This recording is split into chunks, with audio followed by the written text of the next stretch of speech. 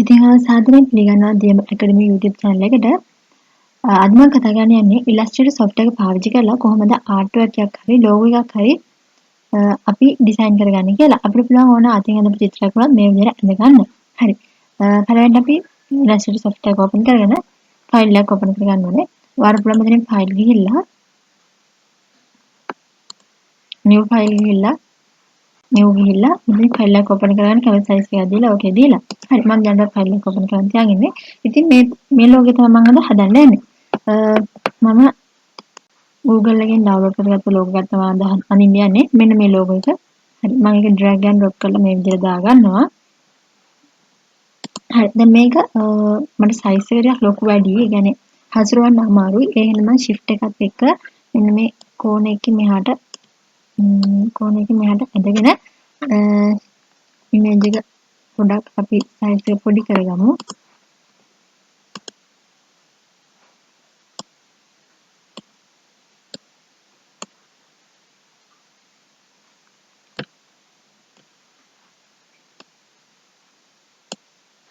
හරි මේ සයිස් එක ඇති.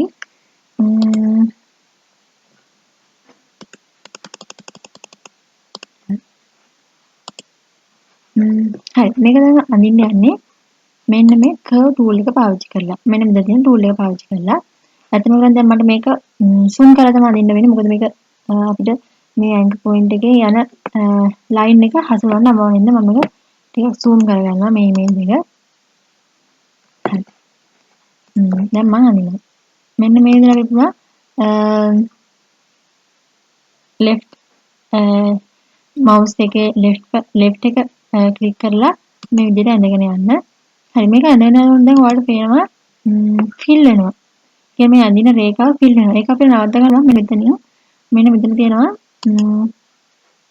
මෙන්න මෙතනින් none කියන එක දුන්නාට පස්සේ අපිට fill වෙන එක නවත්ත ගන්න පුළුවන්. ඒ වගේම මෙතන තියෙන මේ වටේ යන රේඛාව line එක මොන කලර් එකද කියලා අපිට select කරගන්න පුළුවන්. මම black දීලා තියෙන්නේ.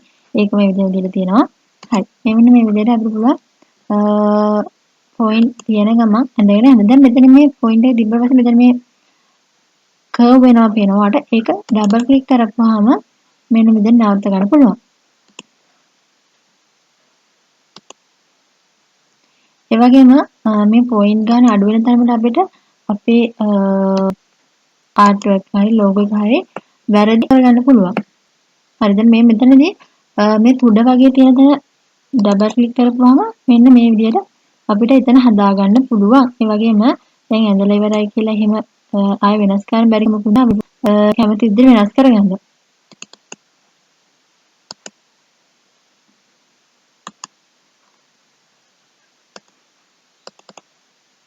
හරි. දැන් මම මේක වටේ යන ලයින් එක ඇඳලා ඉවරයි. මම මේක දැන් මේක අඩුපාඩු හදාගෙන මෙන්න මේ විදිහට මේක ඉවර කරගන්නවා.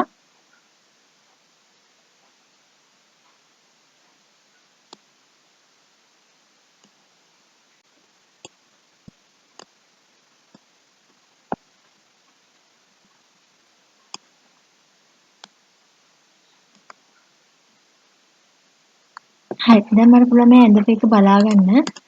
දැන් මෙතන මේ layers කියන palette එකෙන් අපිට layer කියන එක මෙතනින් layer කියන එක open කරගන්න මේ විදිහට. හරි දැන් මෙතන මම මේ image එක ඔයාලට පෙන්නන link කරලා. දැන් පේනවනේ මේ මම ඇඳලා තියෙන එක. මේක අපිට කැමති විදිහට වෙනස් කරගන්න පුළුවන්. හරිද? හරි දැන් අපි බලමු මේක මේ මැද තියෙන plus mark එක කොහොමද ඇඳගන්නේ කියලා. මම ඒක ඇඳින්න පාවිච්චි කරන rectangle tool එක. හරි මම පළවෙනිම කරන්නේ මෙතන rectangle tool එකෙන් කොටුවක් ඇඳ ගන්නවා මෙන්න විදිහට rectangle එක. ඊට පස්සේ මම මේක විදිහටම අඳින හින්දා මම මේක ගන්නටම size හදා ගන්නවා.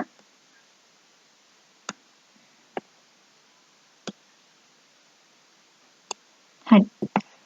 ඔන්න මම rectangle එකක් ඇඳගත්තා. මම මේකම copy කරගන්න. control C ඊට පස්සේ control V. හරි. දැන් මම මේක අනිත් පැත්තකට හදා ගන්නවා. තිරස් එකට. හරි. හරි. ඔන්න ඔය විදිහට හදාගත්තා. හරි දැන් මේකේ මේ ඔයාලට පේනවා ඉතින් හතර පැත්තම කර්ව් වෙලා නැහැ. කර්ව් වෙලා තියෙන්නේ ප්‍රතිවිරුද්ධ පැත්ත. මේ රෙක්ටැන්ගල් එකේ මේ පැත්ත මේ පැත්ත. හරි. ඒක කොහොමද හදාගන්නේ කියලා බලමු. අපි පළවෙනි මේක සිලෙක්ට් කරගෙන ඉලා මෙන්න මෙතන තියෙන ඩිරෙක්ට් සිලෙක්ෂන් ටූල් එක. අන්න ඒකෙන් තමයි අපි හදාගන්නේ. ඒකෙන් මට දැන් මෙතනනේ කර්ව් එකක් හදාගන්නවනේ. මේ පැත්ත අපි සිලෙක්ට් කරනවා. ඒතකොට මෙන්න අනිත් ඔක්කොගෙම සිලෙක්ට් වෙච්ච එක ගිහිල්ලා මෙතන ඉඳලා සිලෙක්ට් වෙනවා. ඊට පස්සේ අපිට පුළුවන් මෙන්න මේ විදිහට ඒක ඇඳගන්න. හරිනේ. ඊට පස්සේ මේකෙත් මේ පැත්තේ ඒ පැත්ත සිලෙක්ට් කරගෙන ඉවරලා අපිට පුළුවන් මෙන්න මේ විදිහට මේ පැත්ත ඇඳගන්න. හරි. මේ රෙක්ටැන්ගල් එකේ මේ පැත්ත සිලෙක්ට් කරගෙන ඉවරලා මේ විදිහට කර්ව් එක ඇඳගන්නවා. මේ රෙක්ටැන්ගල් එකෙත් මේ පැත්ත සිලෙක්ට් කරගෙන ඉවරලා මෙන්න මේ විදිහට කර්ව් එක ඇඳගන්නවා. හරි. දැන් ඒකත් හරි. ඔන්න අපි අපේ ලෝගෝ එක ඇඳගෙන ඉවරයි. මෙන්න හරි. ලෝගෝ එක ඇඳගෙන ඉවරයි. දැන් අපි මේකේ කලර්ස් ටික තමයි දාගන්න තියෙන්නේ. මේ ඔක්කොම තියෙන ග්‍රේඩියන්ට් කලර්ස්. ඒතර මේක අපි ග්‍රේඩියන්ට් හදාගන්න පුළුවන්. අපි දැන් යමු ග්‍රේඩියන්ට් ටූල් එකෙන් ග්‍රේඩියන්ට් කලර් එකක් දාන්න. හරි. මෙතන මේ තියෙනවා ග්‍රේඩියන්ට් කියලා. මෙතන මේ පැත්තේ මේ තියෙන්නේ ග්‍රේඩියන්ට්. හරි. දැන් බලමු අපි මේකට කලර් ඇඩ් කරගන්නේ කොහොමද කියලා. කලර් ඇඩ් කරගන්නකොට අපිට මම කිව්වා මෙතනදී ග්‍රේඩියන්ට් පැලට් එක අරගෙන මෙතනින් අපිට පුළුවන් ඇඩ් කරගන්න. හරි. මෙතනදී අපිට පුළුවන් මේ ප්ලස් මාක් එක දාලා අපිට කැමති කලර්ස් මේකට ඇඩ් කරගන්න. තව මේකට ඇඩ් කරගන්න පුළුවන්. ඒ වගේම මෙතනින් ඔපාසිටි එක අඩු කරගන්න පුළුවන්. හරි. මම මේක දැන් සිලෙක්ට් කරගන්නවා. සිලෙක්ට් කරගන්නවා ෆිල් එක.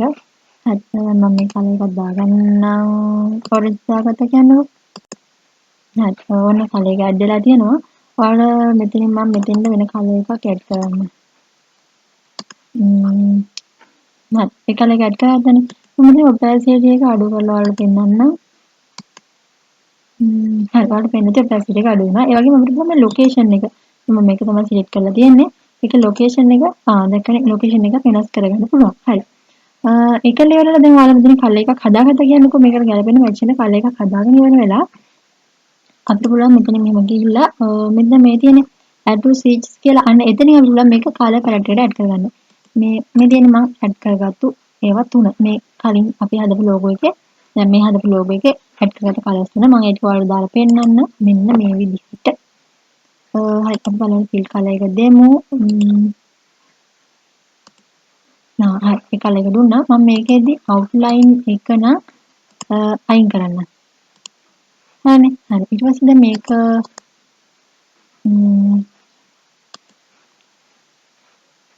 මේ කලර් එකට දීලා බලමු කොහොමද කියලා. හරි ඒකත් හරි.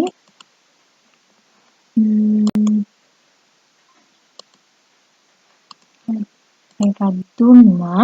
හරිද මේක අවුට්ලයින් දෙක තියෙනවනේ අපි අවුට්ලයින් දෙකත් මේ කලර්ස් එකම දෙමු.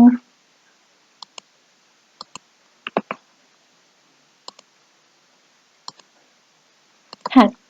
ඔන්න ඉතින් අපේ ලෝගෝ එක හදලා ඉවරයි. දැන් අපි යමු ලේයර් එකට ගිහිල්ලා මම මේකට ඩ්‍රැග් ඇන්ඩ් ඩ්‍රොප් කරලා දාපු ඉමේජ් එක අයින් කරගමු. හරි. දැන් මෙතන කිසිම ඉමේජ් එකක් නැහැ. මේ තියෙන්නේ මම ඇඳපු ලෝගෝ එක. හරි. දැන් මේකදී අපිට සේව් කරගන්න පොඩි ප්‍රශ්නයක් එනවා. මේ මම මේක අපිට කොහොමද ඇදගෙන යන්න බෑ. ඒතකොට මේක එක එක තමයි ඇදගෙන යන්නේ. ඔය පේනවනේ. හරිද? මේක අන්ඩර්ලයින් කරගන්න. හරි. ඒ හින්දා අපිට පුළුවන් මේක shift key එකත් එක්ක සිලෙක්ට් කරලා යන්න. මේක සිලෙක්ට් කරා. මේක සිලෙක්ට් කරා. පුරායින් මේ විදිහට අපිට තුනම මම සිලෙක්ට් කරගත්තා. ඊට පස්සේ ආයෙ අදින්න ඒකත් එක්ක තුනම සිලෙක්ට් කරගෙන ඉවරලා රයිට් ක්ලික් කරලා අපිට පුළුවන් ගෲප් කරන්න. එතන මේ ගෲප් කරපුවම මේක තුනම එක තමයි සිලෙක්ට් වෙන්නේ. මම බලන්න. එකක් සිලෙක්ට් කරපුවම ඉතුරු දෙකක් සිලෙක්ට් වෙනවා. ඒකට අපිට මේක කොහෙට හරි ඩ්‍රැග් කරනවා. මේ තුනම තමයි යන්නේ. හරිද? ඊට පස්සේ අපිට බලන්න මේක සේව් කරගන්න. සේව් කරගන්නකොට අපිට පුළුවන් මෙතනින් ගිහිල්ලා PNG එකක් හරි JPG එකක් විදිහට හරි ඕන නම් ඔයාලට පුළුවන් export ගිහිල්ලා සේව් කරගන්න. මෙතනින් PNG ද JPG ද කියලා දීලා සේව් කරගන්න පුළුවන්. මෙතන JPG මෙතන දීලා PNG ඒකට සේව් කරගන්න පුළුවන්. ඒ වගේම ඔයාලට පුළුවන් save as ගිහිල්ලා ඉලස්ට්‍රේටර් ෆයිල් එකක් විදිහට සේව් කරගන්න පුළුවන්. හරි. එහෙනම් මම හිතනවා ඔයාලා ගොඩක් දේවල් මේ වීඩියෝ එකෙන් ඉගෙන ගන්න ඇති කියලා. තවත් අලුත් වීඩියෝ එකකින් අපි හම්බෙමු. එතකන් පරිස්සමෙන් ඉන්න. බයි.